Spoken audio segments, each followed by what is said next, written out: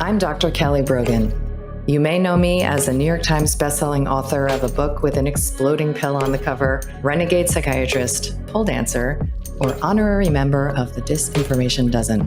What can I say? I'm a born provocateur. I've spent most of my recent life exposing deceptions, connecting dots, and discovering the secret places my inner victim is still waiting to be liberated. And now I feel called to help you reclaim all of your parts, your health, your sexuality, your power, and your expression, so that you can finally truly own yourself. I want to ignite in you that inner knowing and the pulsing vitality that lives beneath your disempowerment, disconnection, and resentment, so that you can audaciously, courageously, and playfully alchemize your struggle into the specific pleasure of who you are. This is Reclamation Radio. Hi, and welcome back to Reclamation Radio. I am Dr. Kelly Brogan, and I am here in conversation with somebody I am super excited to give the mic to, Joel Schafer. I had a mystical experience the first time that I heard this man speak in one of our closed door secret society meetings of me and my inner circle of trusted colleagues. And a friend brought him in. I didn't know what he was going to talk about. And it's funny because Joel and I were just talking about like preparing speeches and that kind of a thing. And I was sort of like, why doesn't he have a PowerPoint? What's going on here? I don't even know what the subject is. And it was loosely framed as Toltec dreaming arts.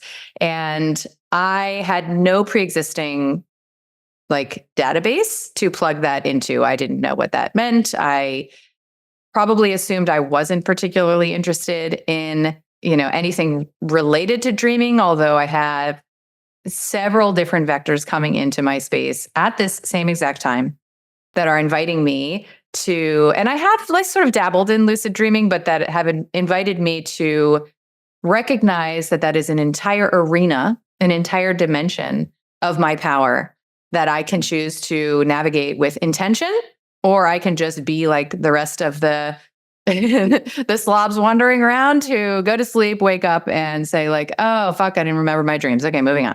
And as he began to unpack what he wanted to share, I found myself like having an inner experience of inspiration and truth. And I can't really explain it beyond that, other than that you are clearly a channel. And I'm so excited because you've lived, more of a private life, I would say, than most of our colleagues. And I'm excited that you're willing to come up on stage, to take the mic. And I'm excited to share you. There aren't many, and I don't think you would call yourself like necessarily, maybe you would, a spiritual teacher, but there really aren't many that I can point to who I feel have coherently addressed the many deceptions in our midst, right? And there are a couple of big topics related to health and cosmology, and others that I feel are the places where these blind spots of victim consciousness, which is disempowered energy, can hide. And, I have learned to take the message over the medium, right? So I can interact with, teachers who have been, pro-health mandates and all the rest, who have very important messages, to bring forth. Somebody like Byron Katie comes to mind, for example, and I can absolutely appreciate her work, recognizing that we're just not necessarily living in the same spiritual world with regard to the body and the body's energy, and that's fine. But you are an example of somebody who I feel aligned with in all of these other ways. And so what you are bringing forth, really, it expands what is possible for me. So thank you for being in conversation with me, Joel. And I want to start out really with, I don't often start interviews this way because I feel like it can be a little boring. Like, why do you even want to know about somebody before you know what's interesting about what they have to say? However, I would love to, even for my own reasons, to learn a bit about how it is that you find yourself in a position to speak about what we're going to unpack today, which is dreaming energy, sexual energy, and the important teachings that have inspired your understanding of what we are being called to face right now as humans. And you have like a bit of an interesting, unconventional path in both like the secular worlds and, if I could call it, mystical, spiritual worlds. So I'd love to hear a bit about how you find yourself in conversation with me here, and then we'll dive in. Thank you, Kelly. So honored to be here and really appreciate you bringing me on. And it's been great connecting with you and the group that we met through. So really honored to be a part of such a powerful group of minds and hearts. And yeah, I think what I've come to discover about this energetic realm, and to acknowledge the word spiritual, I think shamans and Toltecs are more energetic than spiritual. And they really struggle with helping people come out of the religious programming that seems to infiltrate the spiritual part. And so that word sort of ends up becoming something to get really clear about. I was very fascinated by a book of knowledge that Carlos Castaneda shared with the world, that for many, many years he wrote some powerful books, and they tend to get overlooked as phantasmagorical, impossible. They were labeled nonfiction, and then later there was labeled fiction for a period of time. One of my elders that I trained with and lived with an apprenticeship in New Mexico, very old, powerful, ancient-looking man who'd been through a lot of intense Vietnam tragedies and traumas, but had survived through magical means, and a real sorcerer in this world. He was friends with Carlos Castaneda. I avoided the Castaneda world because it got culty. Castaneda was really powerful, and so I could have gone and trained directly with him, but I was already training with really intense shamans at a young age. I was just fortunate to meet them randomly. Most people would have been scared of these people, but I could tell that I could learn something about perception from them. So I had a longing to know more about what's possible within the realm of perception. Ever since I took psychedelics at 13, it was just like it hit me. I was like, this is not a drug that I'm on. It's just something that delivered me to a very unique and ideal place of interacting with this realm and realizing there's so much more to it than what we've been conditioned to perceive it as. And so rather than like get caught up in the world of lucid dreaming, it's more about learning to realize that this is a dream that we're in here, and that how we perceive it determines our experience. Our perception creates our reality. And so our ability to get silent and to see energy will open up the doors of how to really interact with the earth and have a sentient relationship with her as a consciousness, and the sun as a consciousness. So the Toltec says some really confronting and powerful things around sexual energy, around our attention, where our attention goes, and then therefore how we perceive our reality. And so it's not as hard of a physical world as we think. And so shamans find a way to unlock that and get to the softer edges and start to unlock and really discover that there's a mysterious side that is unexplainable. And rather than try to explain that, they seek to interact with the mystery in a magical way. So I trained early on with really powerful people and spent a lot of time in the wilderness, trying to move our perception away from the base perception. And so I took a lot of risks. I dropped out of high school. I traveled in the Rocky Mountains with backpacks, a small group of people where we forgot our names. We were out there, tripping out, really knew that we could free ourselves from the social power structure and tap into what's real power that the Castaneda books talk about. So in the apprenticeship that Carlos Castaneda was in his books, he explains all the embarrassing pieces and is really honest and raw. And it's really strange because it's like you could tell he really overcame his ego at a level that most people wouldn't consider doing. And he was forced to. His teacher, what shamans do is they build your ego up and help you to feel really empowered and strong, and then they expose your ego. If they know what they're doing, they follow spirit, and they can tell, and they serve as a mirror, and they know what to say and do and how to interact with you. And each apprentice is different. And so I was put in apprenticeships like that, where I was really given a taste of my power, as shown how to become really strong. But then I was also put in situations that were just very uncomfortable, where this person turned on me, it felt like. And in reality, these people weren't ideal to be working with. So there's no safe world out there to just be go and learn from. Just everybody is intense. Everybody has holes in their consciousness, but I followed a guidance system rather than like my mind. And so even though I was in situations that I wouldn't recommend others to do, I felt called to go in and to the lion's den and learn from some really powerful people. So yeah, I multiple apprenticeships for many years. And it started when I was 13. It got really intense at 16.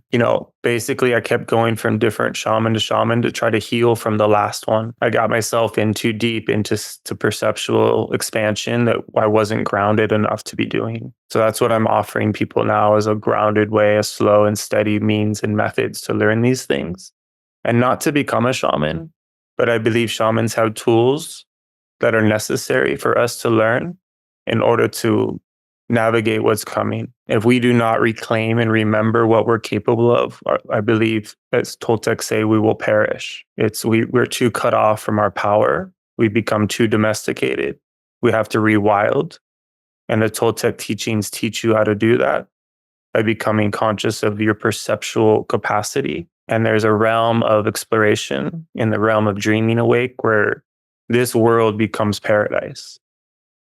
The Earth Mother reveals her secrets to you through silence and gazing out in the mountains or in the desert or in the ocean, or it could be in a jail cell. But she will get to you if you allow your heart to heal. And the sun, the consciousness of the sun, will deliver incredible energy to you as well. So I'd love to pause you for some like glossary definitions, because I find there to be incredible nuance in the way that you use words. And I want to make sure that that's communicated. So I'd love for you to speak a bit about what a shaman is to you, in a moment where, people can call a good DJ a shaman.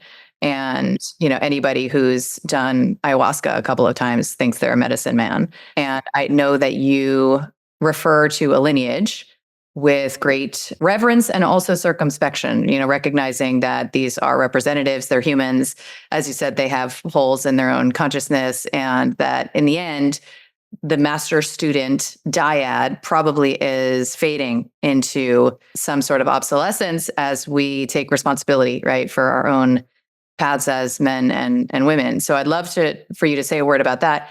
And then also the word power. I know that you have an understanding of the dimensions of power that has been informed by your own personal experience and also these teachings. So I'd love to sort of pause to define those before we go a bit deeper into one dimension of that exploration. Yeah, shamans, there's obviously, I think you scratch the surface of any person and there's a potential shaman. We all come from a shamanic background. But even in the Amazon, a lot of the people rely on the shaman, but they're not shamanic. They're not activating that part.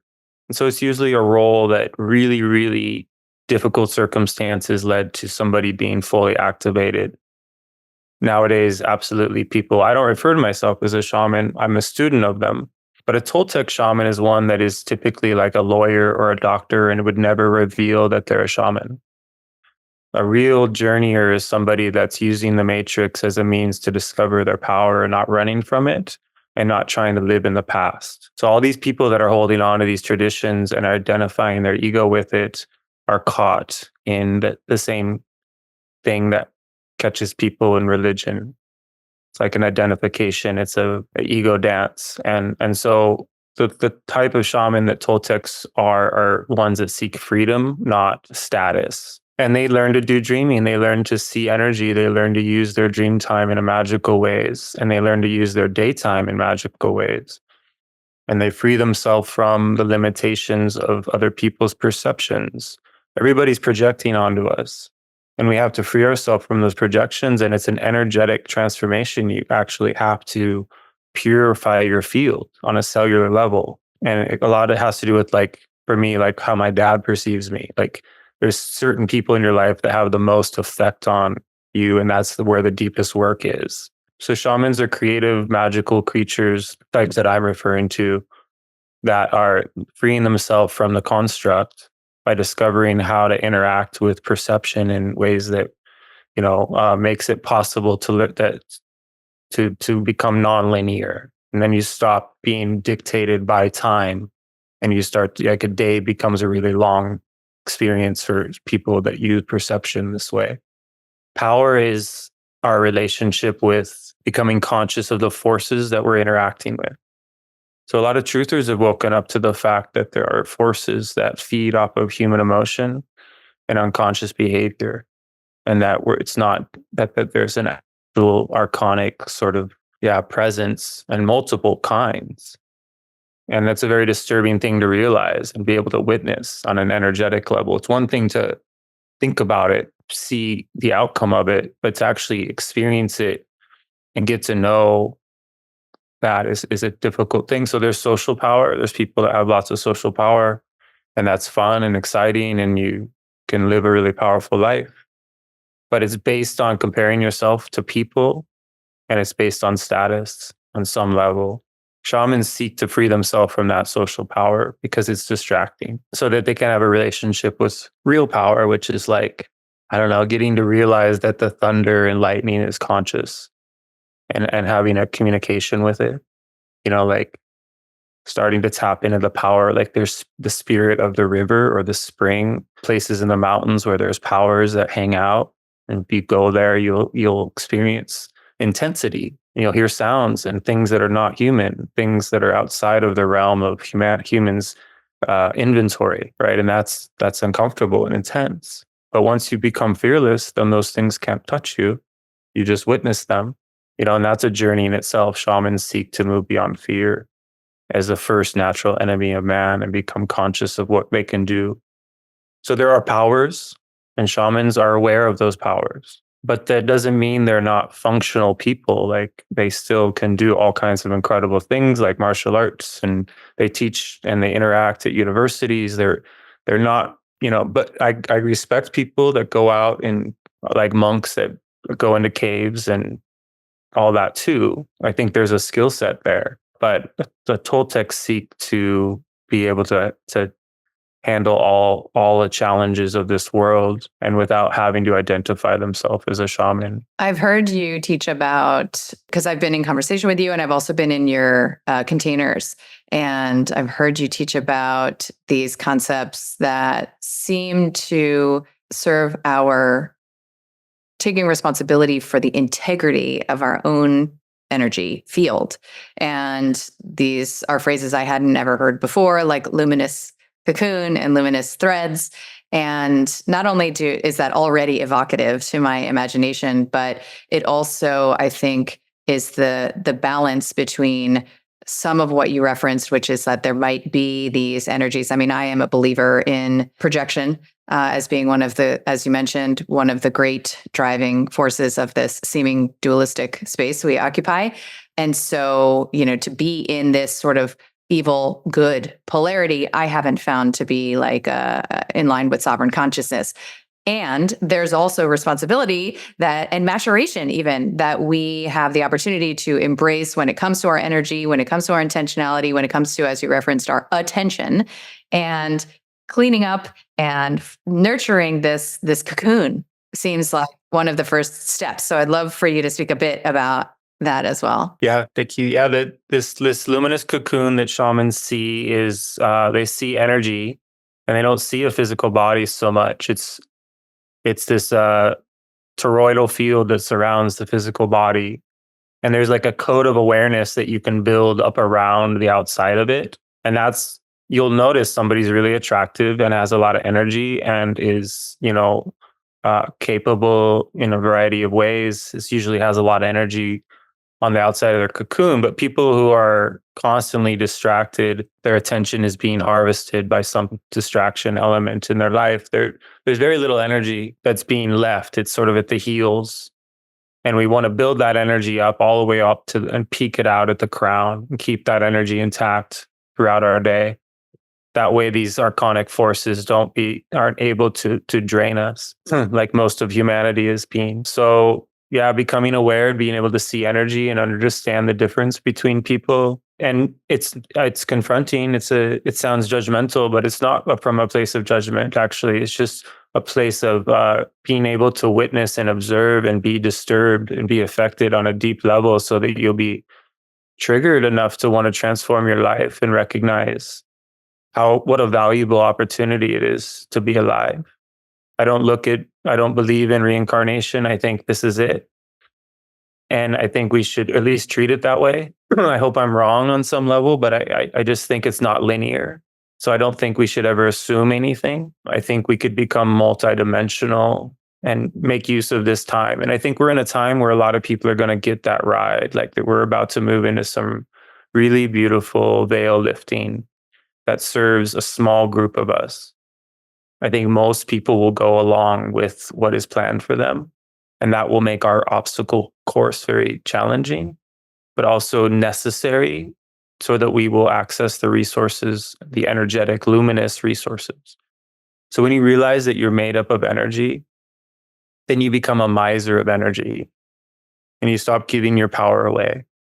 And you start considering other ways to take care of yourself. And that's what I teach, is these very strange ways of interacting with the energetic world that will activate you, and it'll create a longing in you, and your body will want in on what I'm doing. I love that. That's a great invitation and accurate. You have spoken to me related to what you just shared, because I remember how shocked I was to hear, and it speaks to at this point, hegemony of a lot of New Age thinking, that you don't believe in reincarnation. And what you shared in tandem with that proclamation is that there is a way to interact with one's own death as an advisor. And I mean, it gives me chills again. I don't know why that phrase, that concept, I can't say I fully grasp it. And I find remembrance in that. And so I would love for you, I know this is you could give a weekend workshop on this alone, but I'd love for you to touch on that concept. I don't know, because we have this, most of us relate to sort of like draining the burden of significance from our field through reincarnation. Like, oh yeah, well, I'll just come back around next time and I'll give it another whirl, right? This is just a blip on the infinite radar. And that thinking also kind of goes with, we're on a dead rock spinning in the middle of nowhere, random Big Bang stuff, and what you're inviting, or at least my experience of it is a sacred seriousness about this specific life on this specific plane.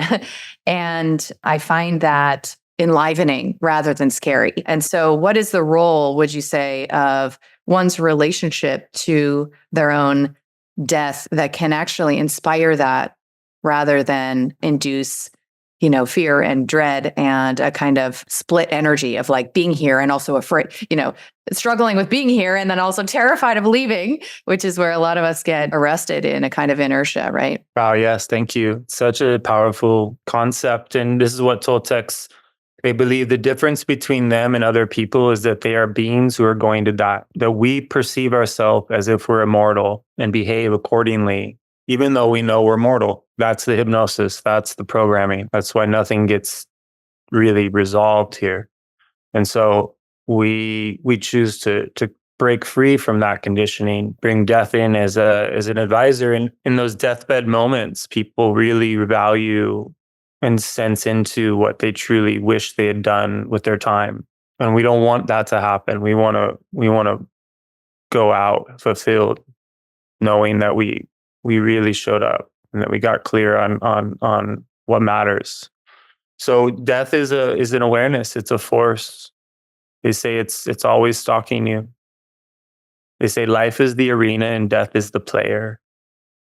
Right? So we want to bring death in, become aware of the player, because it makes life rich. There's nothing more. The greatest accomplishment of a warrior is joy. So shamans refer to themselves as warrior travelers. They take really, really good care of themselves in order to prepare for all kinds of intense jolts that are going to happen to them through this process of becoming aware in general, just becoming aware. Awareness. This is awareness training. Death is what makes us aware, right? Death. So like shamans say, our life is going to flash before our eyes when we die. We want to bring that that consciousness of death and the awareness of our memories and how potent they are and how much they will deliver us. Right? So shamans recapitulate, they go into their memories as a means to get to know their behavior patterns and to free themselves from their past. They call it erasing personal history. You can live in the now. So death is like a presence that you can invite in. A lot of people are adrenaline junkies and they go and do death-defying things in order to feel alive. There's a more harmonious way to do that, just by putting yourself in situations that are a little intense. I use a lot of darkness, like dark rooms, or go into the wilderness alone in the dark. You'll start to feel more alive the more comfortable you are being inside of that kind of intensity, and you'll feel the presence of death. So having somebody leave you, like a close friend that dies suddenly, can be a really life-changing experience because it brings death into the field, forces you to recognize your temporariness. There's nothing that can that mortality buffer kind of goes away. So we want more of that somehow. So some of the greatest gifts are the people that left us. Because of that, they like serve as guides now too. Some of them are faint and hard to tap into, and some of them are just like present. Right? Why is that? Right? We want to know there's different kinds of death. There's different ways to die. Shamans go and sing their spirit up when they're ready to leave. They exit intentionally because they recapitulated their life and they're ready to transfer into a different layer of the onion permanently. So there's a way to die where you don't recycle, right? And just because I don't believe in reincarnation doesn't mean I don't believe in other lives. We have parallel lives. They're happening right now. We are a multiplicity of being. Shamans learn to tap into these parallel lives as they're happening. And you can, through your dreaming, go and visit and be inside of those other lifetimes and come back to this one and tell your story. It's personal. Shamans don't usually tell their personal stories, but they end up becoming storytellers, and they tap from that infinite. And death is the reason they can do that, because they're so conscious that they're going to leave this place, that they get up out of bed in the middle of the night and they go do things that will break pattern. It depends on your nervous system, right? If you're dysregulated and you need your sleep, it's not time to be breaking pattern. It's time to use pattern, right? So it's just about knowing where you're at. There comes a point where you get this extra boost of energy and you start getting really creative with what you're going to do with your day and your nights. And then you free yourself from being easily hunted. Like, we're so predictable. We want to not be as predictable. We want to move into spontaneity and not even know what we're going to do, right? Because this world is incredible, but we're so pattern-based, that it's really tricky to find that balance of healing at home and having your healthy routines, but also bringing death in as a consciousnness in the fact that you're going out and exploring new territory, new ideas, new feelings. Yeah, so there's all kinds of cool ways to introduce this energies. But just by being aware, like shamans will take a child when they're at a certain age and take them to a morgue. It sounds weird, but you just don't want a kid to become unconscious at any point. You want to constantly bring them to awareness of their immortality if possible, or their mortality if possible, but also help them realize that their soul is immortal and indestructible. So we don't want to live in fear. We want to realize that we're going to be okay. In fact, everything's going to be amazing. But because we're so conditioned, like a lot of people are like, how many people are going to be at my funeral? Do I have enough friends? All these things that keep us from really becoming authentic, right? But there's another side to the coin. If you can come out of that need to be liked, and then you stop being a person that is, doing things to be liked. And there's so much freedom in that. And that it takes death to realize that it takes the consciousness of death to bring to you that aloneness, that consciousness of that you're not willing to do things for the status quo anymore. And there's a ton of freedom in that. I use the phrase pattern disrupt to reference a lot of what my lived experience has affirmed to be true about what you're saying, and especially that relationship to ritual and structured self-care and predictability, how essential that is at a certain stage, and then how essential it is to disrupt that at a certain stage, and probably then again. And you reference this sort of variable amount of energy, that we might be working with as one of the predictors of where you are in that pattern disrupting process. And you have helped me to learn about one of these practices called recapitulation that I have been engaging myself, have actually taught to my daughters, even with, with attribution to the many sources of this kind of information, including you in my existence, put it into my latest book, Reclaimed Woman. I think it's that important, just even as like a lay practitioner, as a way to dip a toe in. And I'd love to, speak a little bit, even just conceptually. Obviously, we're not going to like teach it now, but conceptually, like, what is this idea you referenced of erasing the past? Why would anybody want to do that? And how would you meet the objection that even one of my daughters brought up, which is like, I want that memory, right? So I'd love for you to speak a little bit to that too. Yeah, you don't actually get rid of the memory, but you purify it and you make it accessible in a magical way so that it's not blueprinting you, but it's in fact, it's like a transformative experience in which you free yourself from the heaviness of your, what we call self-importance. You become the observer of the self instead of the self, and you become part of the creator force by doing so. And you witness yourself as a projection. Everything is a projection, and they're so powerful that they hijack our imagination and keep us from becoming lucid. So shamans go back into their memories and reclaim their useful energy that is sitting there waiting for them. It doesn't mean the memory goes away. In fact, it becomes more clear and more crisp. So it's like devastatingly so that your memory is almost, they're emotional. You become really moved. It's a miracle. Actually, shamans unlocked a miracle with this. It's a means to reclaim your power. Because your useful energy and your imagination is your power. Your creativity is your power. Your ability to be fluid and have what we call no mind, to be in pure feeling. That's what a child is in. They're just in pure feeling. We can do that. In fact, we can do that even better than a child now because we've got all these other gifts. We've developed boundaries, intuition and stuff. So women especially have an advantage over men and when it comes to this realm of reclaiming their energy, realizing how powerful their energy is, realizing what their energy is capable of doing for humanity. And so it tends to be men that are more willing to do this because women already naturally have access to their intuition. And so men are very driven to experience something that there is less familiar.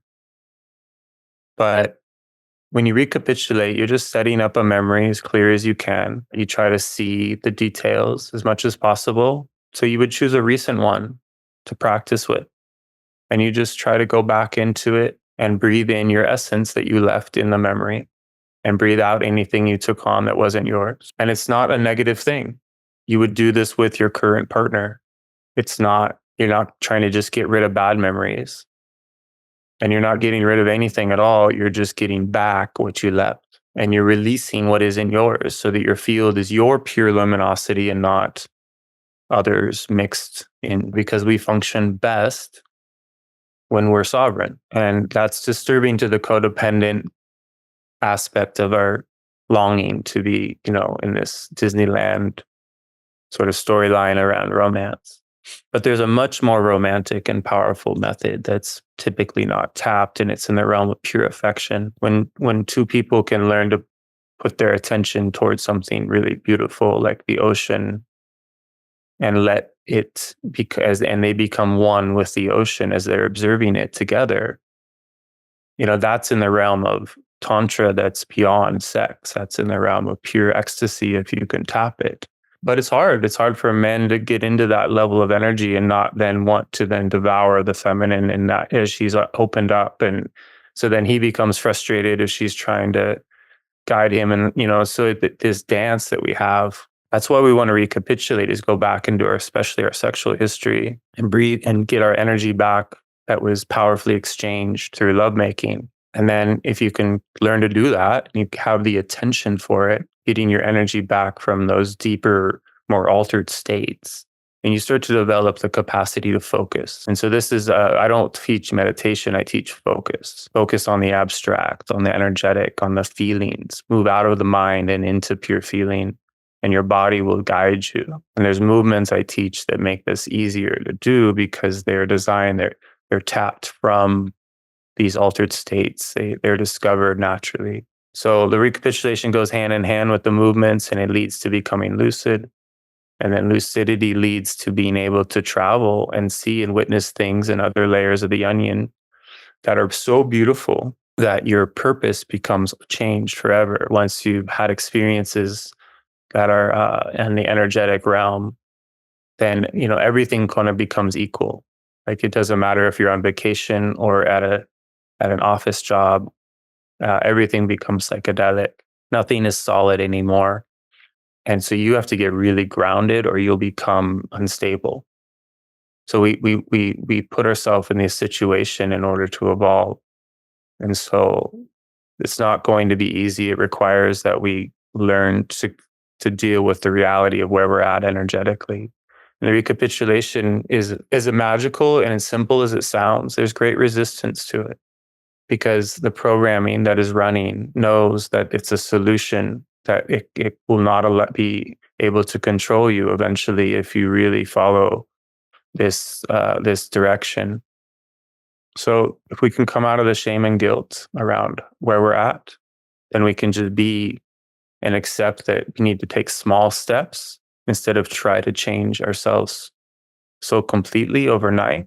Because it's like a rubber band effect. You got to try to make massive change. Often there will be just so much pressure to go back to where you were that it can feel like a backfire. But there's no such thing as failure. So any exploration into these things is just, even if it's just for 5 minutes or an hour or one day, it's okay to take a break from the things that are keeping you heavy and start to move into the lighter realms and trust that you'll be able to ground yourself in new ways. So it's a dance with expansion and contraction.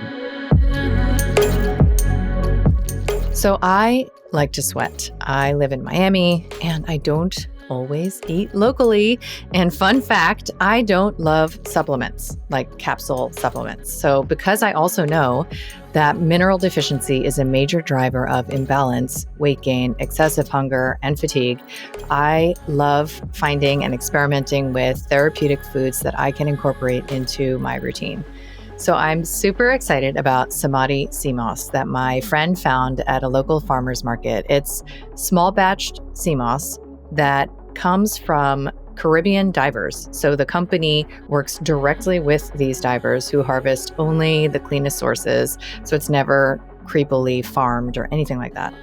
It has over 90 bioavailable vitamins and minerals, and it's my new favorite addition to my self-care regimen. So I take a tablespoon once or twice a day and I wash it down with lemon water. It actually tastes like nothing, which is fantastic. And I noticed a shift in how I felt after 1 week, specifically in terms of digestion. So I'd love to share it with you. They're offering 10% off for y'all with the code Kelly10. So check out the link in show notes. So you referenced, the power of sexual experiences that we've had with others to even, I don't know if this is the language you would use, but like arrest dimensions of our energy in the past. And you and I have spoken a bit about this concept because I also came upon this reclamation of Eros notion, even though I spent most of my previous career focused on just health reclamation. This was the place I was delivered to after I recognized that you can, emancipate yourself from, a triangulation against your own body with the allopathic system, and you can still be arrested in victimhood. What is that about? Where is the energy then being, outsourced to? And what is that about? What does it have to do with vital force energy, sexual energy? And I know that you have thoughts about deception related to sexual energy and what it is that the dominant culture would have us think sexual energy actually is versus what you have come to believe that it is, which I happen to agree with. And so I wonder if you could unpack that a bit for folks. Yeah. Totally. Yeah. This amazing discovery is that our sexual energy and our dreaming energy are one and the same. And because this is a dream, and because the benefits of becoming a conscious dreamer are so significant to our evolution, again, especially for women, because they have what shamans call a dreaming box, the womb. This life-giving organ is also a dream-giving organ. It can dream forward realities. Women have the capacity to create reality structures in a way that are different than men. So there's a reason why the world is under hypnosis in the way that it is, and the different movements that were the agendas that stripped women of their power and men. So we get to reclaim our natural way of being, which is challenging. But sexual energy is so powerful, and depending on how you were conceived, will determine how to take care of yourself. So there'll be, for those apprentices who were conceived in a way that was less than ideal, it will be more challenging for them to save sexual energy in order to become a lucid dreamer. But people who were born with a lot of energy because of the nature of the conception, and life does begin its conception. I mean, it's even beforehand. A child chooses the mother. They call it a shining. And that shining then will guide the mother to the father. And without fail, the mother will go to the father that the child chose, even if it's in a way that would appear to be barbaric, like rape. So these contracts are not. It's hard to explain, but yeah, these things happen. Everything happens for a reason, and for us, not to us. Nothing is negative. It's just the dream. And nightmares are real, but they're transformable. It's high risk, high reward if you're given a really difficult entry. But that just means the more potential of power you will have if you're able to transform that story into something liberating.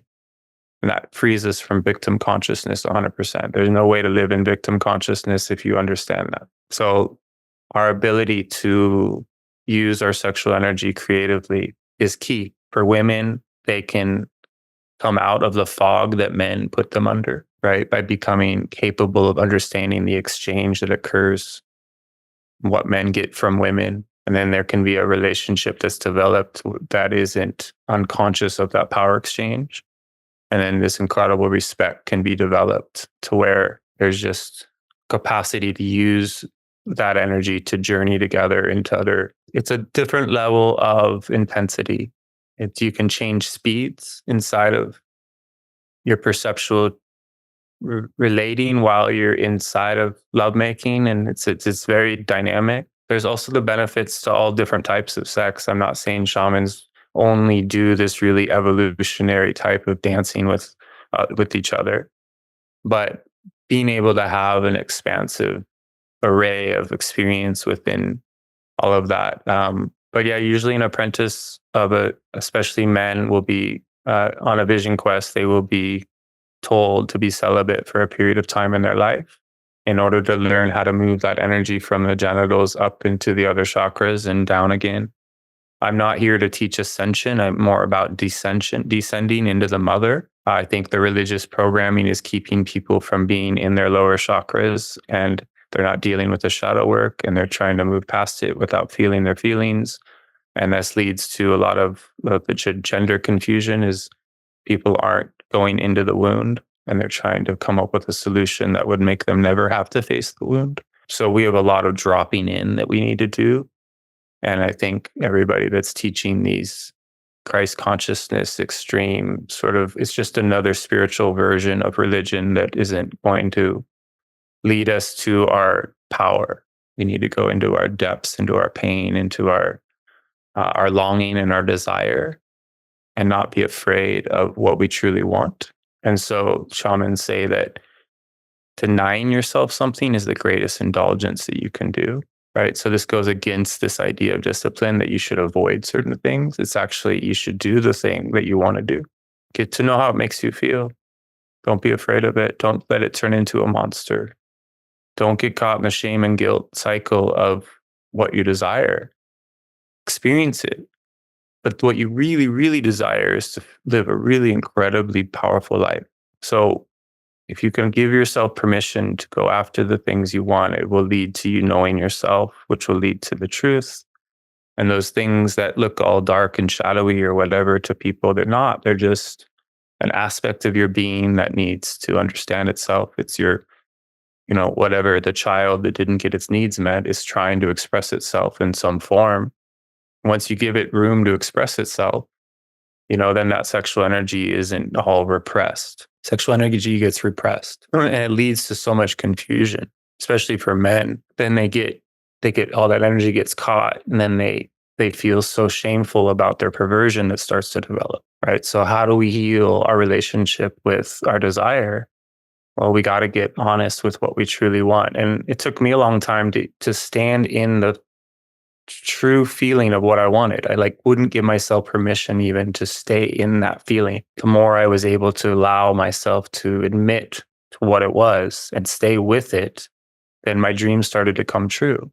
So it's that powerful and it's that simple, but it's not easy. There's just so much depth and profundity to what you just shared. There's a couple of neon lights that I want to frame around the extraordinary truth that you've just dropped in our laps. So one is, this is exactly where I have come to about the role of shame being a driver of addiction, being a driver of suffering and struggle, and the fragmentation that keeps us disconnected from source, spirit, God, whatever it is that you want to imagine you are animated by and from, right?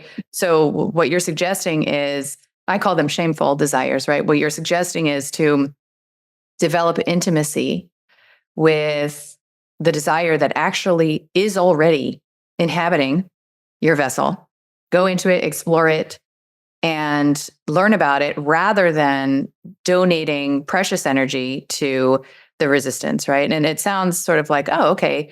But to actually do that work means that you have to be able to hold the energy of shame in your system. And that's, I think, a part of why this kind of a recapitulation exercise, this idea of strengthening your field, it's not just so that you can go out and sort of, I don't know, achieve status in the world.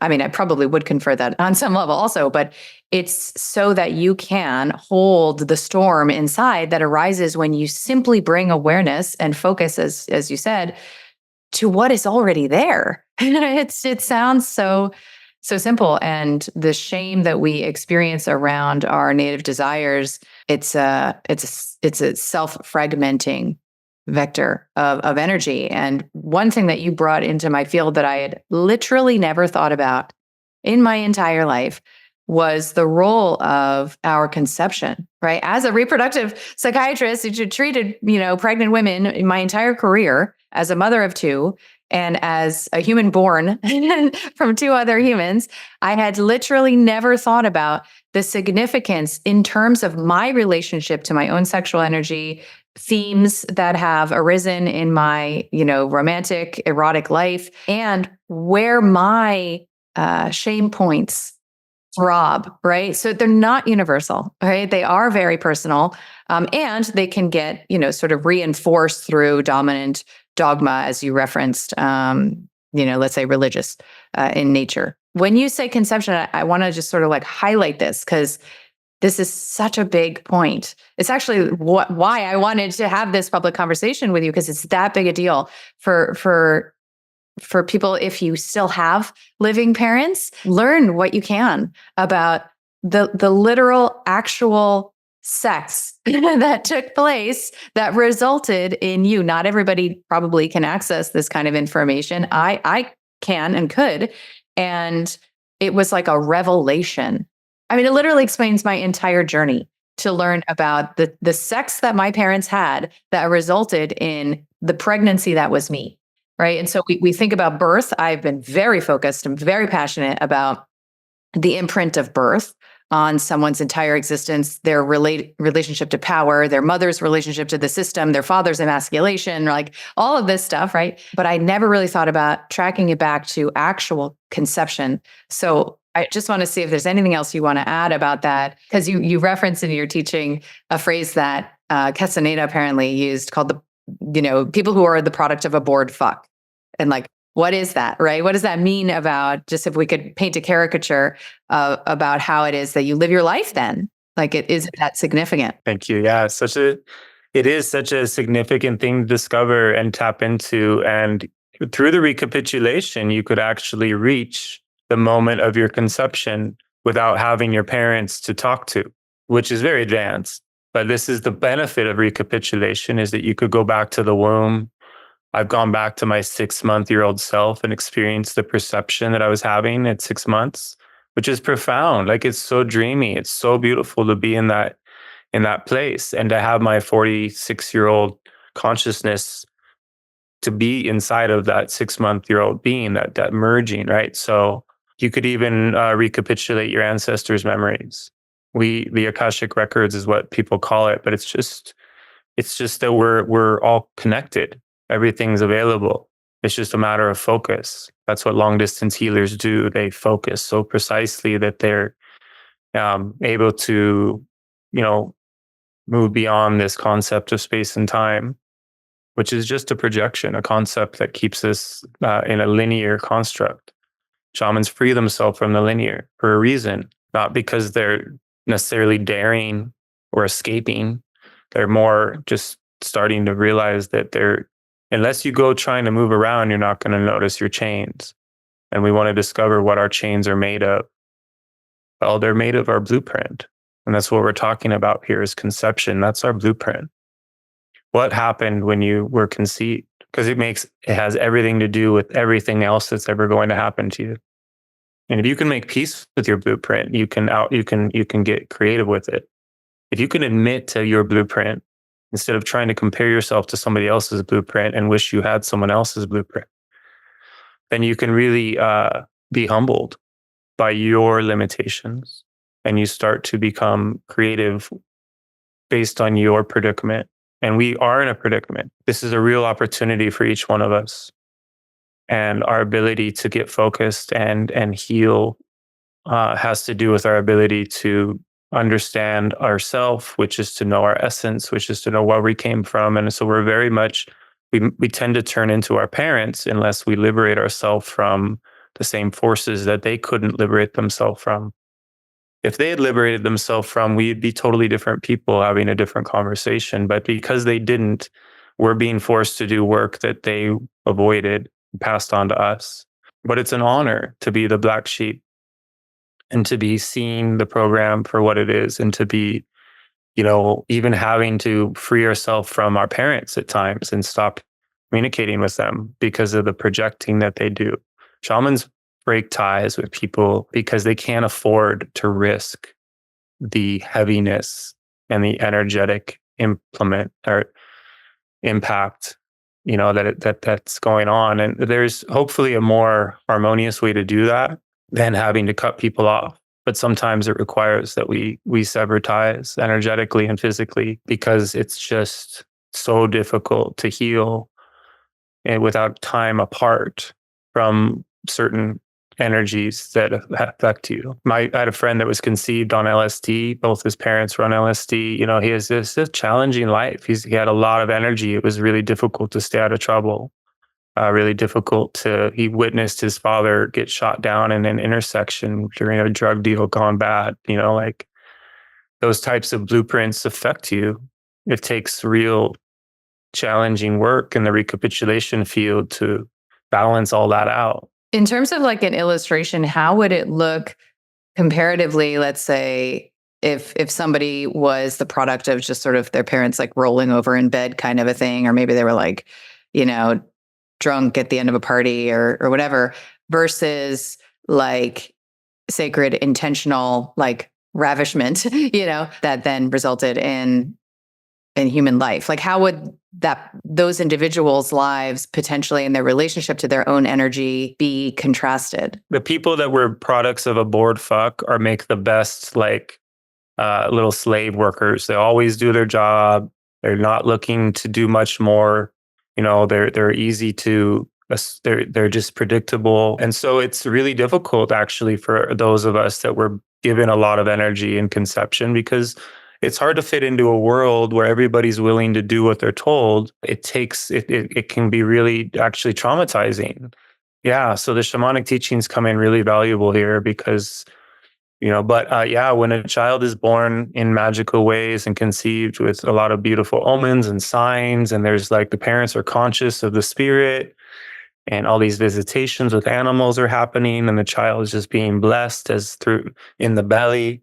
It's a really beautiful thing. I caught both of my children. My wife and I were really aware of how powerful these spirits were coming in. And so we took them into the mountains as kids and taught them about silence and showed them how to connect to the mother and told them stories that opened their consciousness up, magical, interactive storytelling in the forest where they saw true possibility, and so they are forever cursed and blessed, to be different. And there will things that will happen to them in their life that are just unavoidable, that spirit's not going to let them just fall into some unconscious spell because there's just so much support around them energetically. So I have a lot of helpers in my life, people that have died who are now guiding me, and other types of beings that are helping me that are interdimensional, who are very helpful to have as helpers. So that's what the difference is that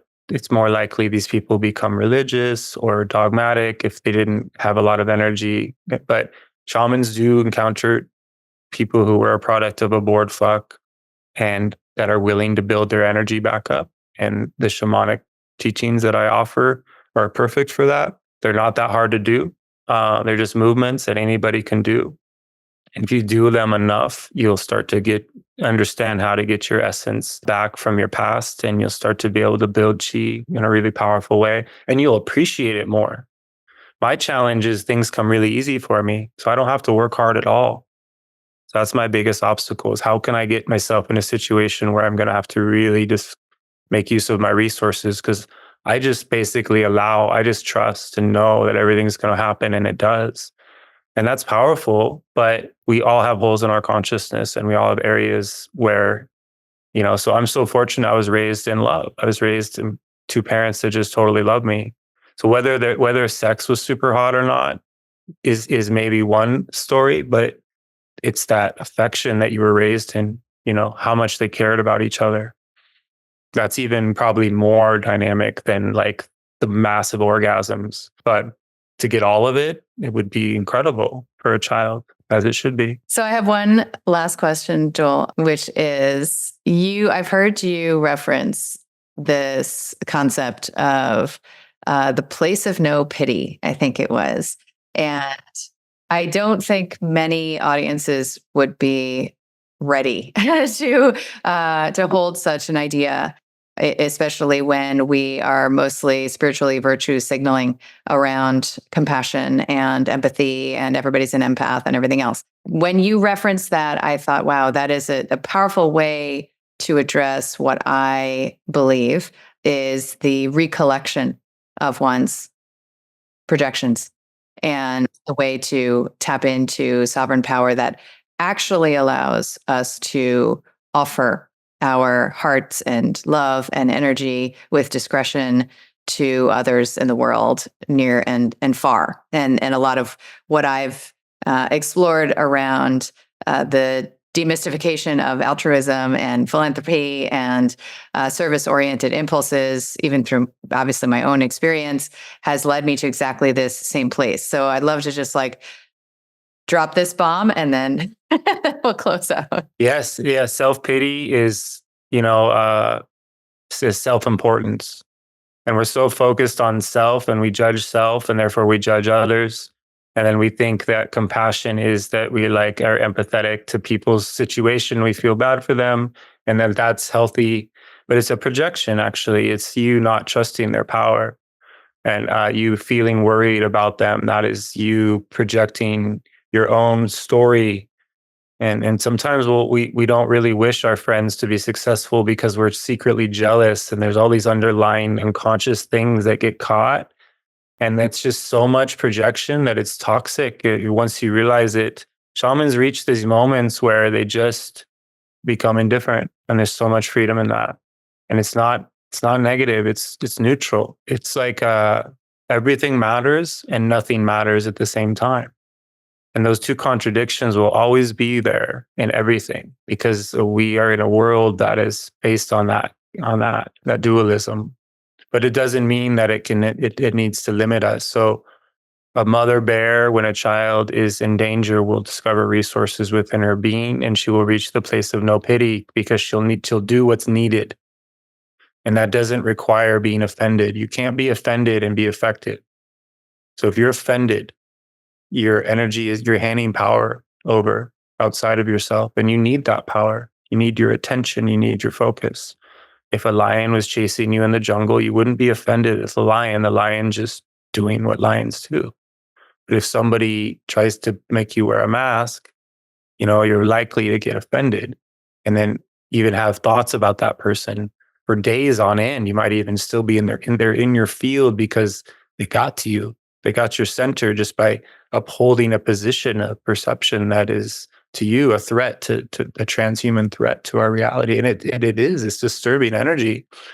And that's why we're in these times, is to come to terms with how all these little agents of the matrix, they're just going to keep doing what they're told, and they're very dangerous to us. And so we have to stop being offended somehow, so that we can be strategic on how to walk in this obstacle course more energetically dynamic ways, without getting, and the world will open up to that. When you're in your power and you're in your magnetism, the solutions will be provided for you. You don't even have to think about them. Like, I didn't want to go on the airport thing where you put your fucking hands in, and I was just like, but I didn't have time. And so I was just going to fucking do it, And then this guy just comes and opens one of those old school ones and just says, it just lets me in alone and shuts it. Just picks me and has me go through it and shuts it.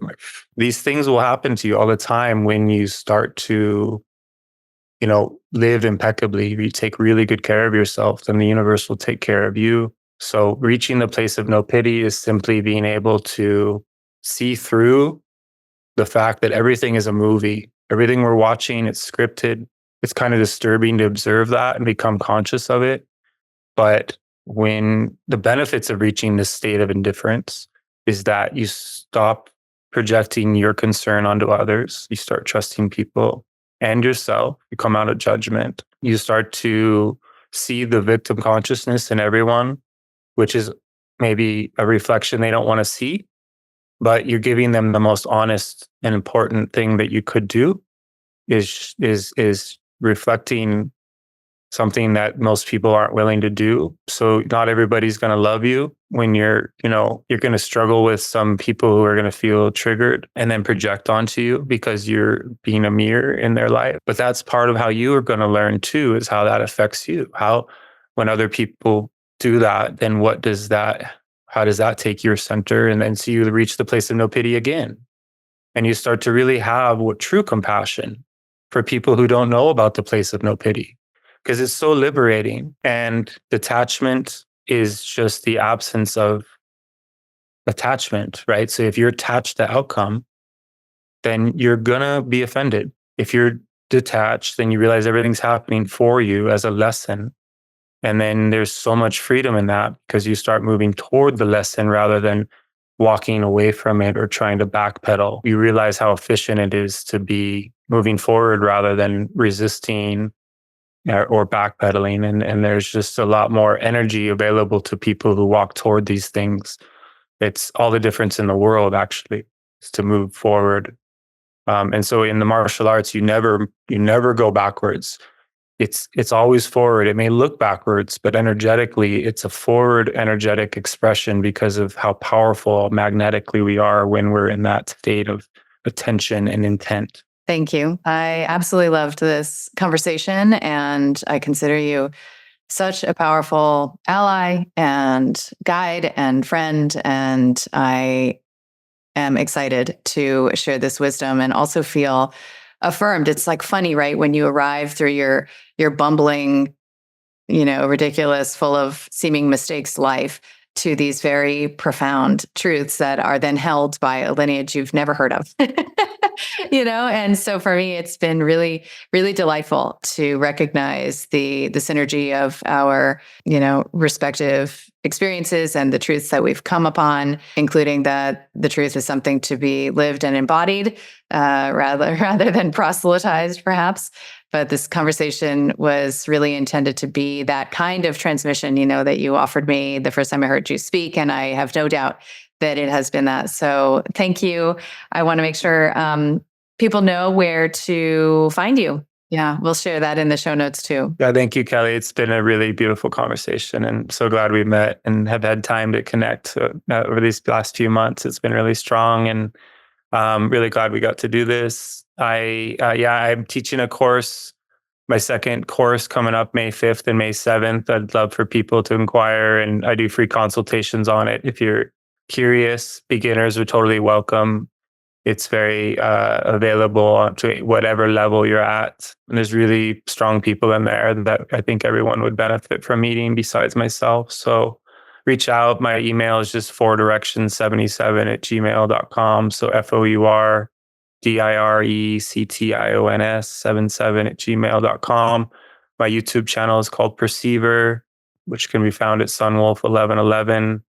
And just feel free to email me and we'll connect that way. I will get a website going here shortly and start stream rolling more and more courses. And I'm going to be doing in-person workshops, a variety of places in the US and in South Africa and Mexico. And really looking forward to people that are called to come and do these intensive trainings. They're very, very life-changing and powerful.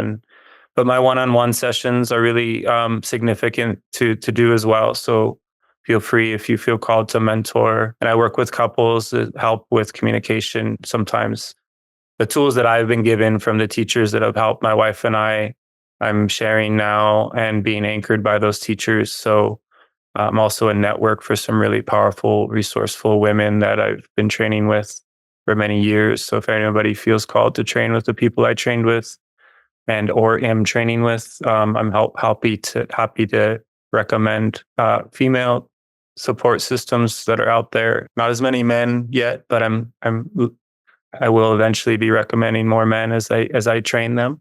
So much love, everybody. I appreciate this time, Kelly. It's been magical. Thanks, John.